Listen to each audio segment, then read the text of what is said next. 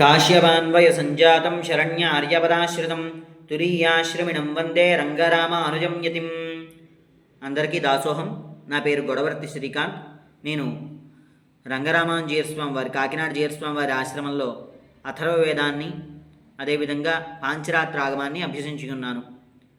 ఈరోజు మాఘ పౌర్ణిమ సందర్భంగా మన గీతాస్వాధ్యాయం సంస్థ వారు శ్రీమతి సౌజన్య గారు వారి శిష్య బృందంతో ఢిల్లీ నందు ఉన్న మన చిన్నజీయర స్వామి వారి శ్రీ రామానుజ సంస్కృత వైదిక గురుకులంలో గోశాలలో గోపూజా మహోత్సవ సహిత శ్రీ సుదర్శన హవనాన్ని నిర్వహిస్తున్నారు. మన వైదిక కర్మల్లోకెల్లా యాగం హవనం అనేది చాలా విశిష్టమైనది.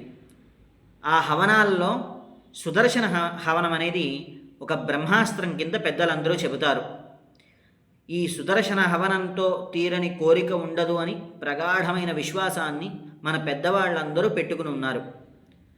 ఈ సుదర్శన హవనం అనేది మనకి ఎందుకంత వైశిష్ట్యాన్ని ఇచ్చింది అంటే, మన సుదర్శన శతకం అనే దాంట్లో చివరి శ్లోకంలో చెబుతారు, యస్మిన్ విన్యస్య భారం విజయిని జగతాన్ జంగమ స్థావరాణం లక్ష్మీనారాయణాఖ్యం మిథునమనుభవత్యుదారాన్ విహారాన్ అని చెప్పేసి ఒక శ్లోకం ఉన్నది. మనకి సృష్టి స్థితి లయలు అనేటువంటిది భగవంతుడు నిర్వహిస్తూ, దానిలో స్థితి అనేటువంటిది ఆయనే ప్రత్యేకంగా, ఆ విష్ణువు ప్రత్యేకంగా ఆయనే ఆ రక్షణ బాధ్యతని తీసుకుని ఈ జీవుల రక్షణ అంతా చేస్తూ ఉంటాడు. రక్షణ అంటే పెద్దలు చెప్తూ ఉంటారు, ఇష్ట ప్రాప్తి అనిష్ట నివృత్తి అని.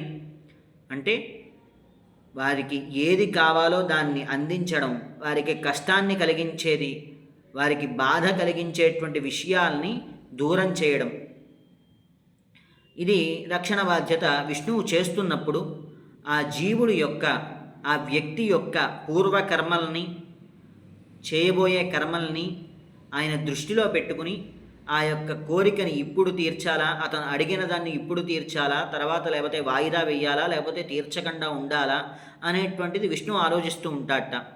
అలాంటి విష్ణుమూర్తి లక్ష్మీదేవితో గడపడానికి హాయిగా విహారానికి వెళుతున్నప్పుడు ఈ రక్షణ బాధ్యతని నిర్వహించగలిగేటువంటి సామర్థ్యం ఉన్నటువంటి వ్యక్తి, ఆ రెస్పాన్సిబుల్గా దాన్ని నిర్వహించేటువంటి వ్యక్తి ఎవరున్నారు అని చూసి ఆయన శ్రీహస్తంలో ఉన్న, ఆయన కుడి హస్తంలో ఉన్నటువంటి సుదర్శన స్వామికి ఆ బాధ్యతని అప్పగించి వెళ్ళాట.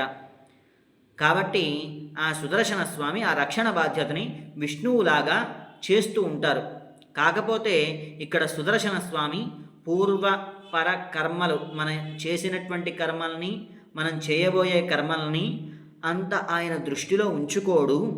భగవంతుడు ఆయనకి ఆజ్ఞ ఇచ్చాడు, రక్షణ చెయ్యి, వాళ్ళకి కావాల్సింది ఇవ్వు, వాళ్ళకి కష్టమైంది తొలగించు అని చెప్పి ఆయనకి ఒక ఉపదేశాన్ని, ఒక ఆజ్ఞని ఆయన భగవంతుడు ఇచ్చాడు అనేటువంటి ఉద్దేశంతో వాటిని దేన్ని చూడకుండా ఆయన అనుగ్రహిస్తూ ఉంటాడు. కాబట్టి శీఘ్ర ఫలదాయకంగా ఆ సుదర్శన హవనాన్ని అందరూ చేసుకుంటూ ఉంటారు. అటువంటి సుదర్శన హవనం మనకి ఈ గోశాలలో జరగడం మరింత ప్రత్యేకత. మనకి హోమధూమో గవామ్రేణుర్ వేదానాం ధ్వనిరేవచ అపి గోదోహ మాత్రేణ సర్వం పాపం వ్యబోహతి అని చెప్పి ఒక శ్లోకం ఉన్నది.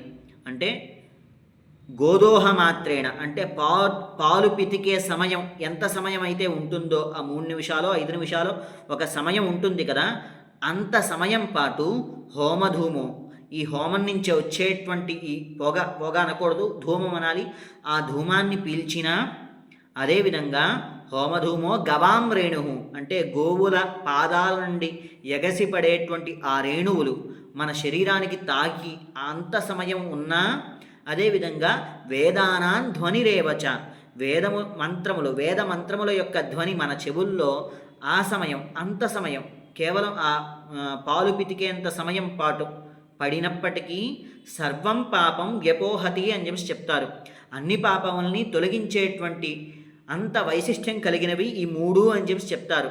మనకి ఈ సందర్భంలో, ఈ మాఘ పౌర్ణిమ సందర్భంలో ఏర్పాటు చేసినటువంటి ఈ హవనం గోశాలలో ఏర్పాటు చేయడం చాలా విశిష్టమైనది. అంటే ఆ భగవంతుడికి ఇష్టమైనటువంటివి ఈ 3 ఆయన సంతోషంగా వేంచేసి ఉండేటువంటి ప్రదేశాలు, ఎక్కడైతే వేదఘోష వస్తూ ఉంటుందో, ఎక్కడైతే గోధూళితో నిండి ఉంటుందో, ఎక్కడైతే హోమధూమంతో ఆ ప్రాంతమంతా పవిత్రీకృతం అవుతుందో, ఆ మూడు చాలా విశిష్టమైనవి, పవిత్రమైనటువంటి స్థలాల కింద చెబుతారు.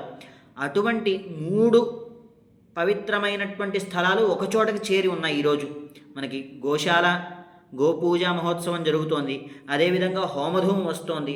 ఆ హోమధూమంతో పాటు అక్కడ వేద మంత్రాలతో ఆ హవనం జరుగుతోంది.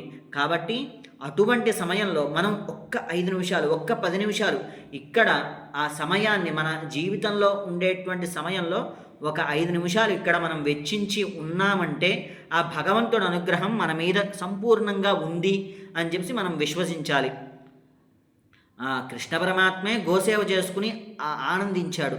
అటువంటి ఆ గోశాలలో మనకి ఈరోజు హవనం జరగడం, ఈరోజు ఆ హవనానికి మనం అందరం రావడం, అదంతా భగవంతుడు అనుగ్రహం కింద మనం భావించి ఈ హవనంలో సంపూర్ణంగా, అంటే శారీరకంగా మనం వచ్చి ఉన్నాం ఇక్కడ, కానీ మానసికంగా కూడా మన దృష్టిని ఇక్కడ నిలిపి ఆ భగవంతుడు యొక్క అనుగ్రహాన్ని సంపూర్ణంగా పొందడానికి మనం ప్రయత్నం చేద్దాం.